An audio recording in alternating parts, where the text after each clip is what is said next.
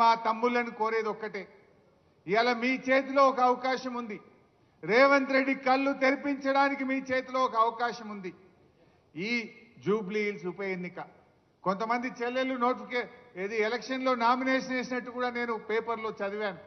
నేను మీతో కోరేది ఒక్కటే, జూబ్లీ హిల్స్ ఓడిపోతే రేవంత్ రెడ్డి ఏం గద్దె దిగాడు కదా, ఆయన ముఖ్యమంత్రి పదవేం పోదు కదా, ఇంకా 3 ఏళ్ళు పక్కా ఉంటాడు ఆయన్నే రేవంత్ రెడ్డి, ఉండాలని కూడా మేము కోరుకుంటున్నాం. ఇక మళ్ళా కాంగ్రెస్ 20 ఏళ్ళ దాకా మొలవదిగా. అయితే నేను మీతో కోరేది ఒక్కటే, దయచేసి మీరు కాంగ్రెస్ను జూబ్లీ హిల్స్లో ఓడించాలని, ఆనాడు కాంగ్రెస్ను గెలిపించాలని బస్సు యాత్ర చేసిండ్రు. ఆనాడు కాంగ్రెస్ మిమ్మల్ని వేడుకున్నది, వాడుకున్నది. ఇవాళ గెలిచి గద్దెనెక్కి మీకు దగా చేసింది కాంగ్రెస్.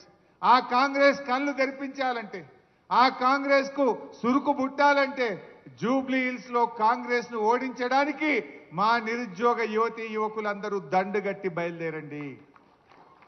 కాంగ్రెస్ ఓడితే ఆయన రివ్యూ చేసుకుంటాడు. రాహుల్ గాంధీ అడుగుతాడు, నేను ఏమైందా నువ్వు ఎందుకు ఓడినావు అంటే, అప్పుడు మా నిరుద్యోగ యువతి యువకులకు 2 లక్షల ఉద్యోగాలు ఇస్తా అని రాహుల్ గాంధీ, ప్రియాంక గాంధీ మాట ఇచ్చి మోసం చేసింది కనుక ఈ నిరుద్యోగ యువకులే కాంగ్రెస్ ను ఓడించిండ్రు అనేటువంటి విషయం వాళ్ళకి అర్థం కావాలి. ఉద్యోగాలు ఇవాళ మనకు 2 లక్షల ఉద్యోగాలు రావాలంటే, మెగా డిఎస్సి రావాలంటే, జీవో 46 అమలు కావాలంటే జూబ్లీ హిల్స్ లో కాంగ్రెస్ కు గుణపాఠం చెప్పండి. అప్పుడే ఇవన్నీ వస్తాయి.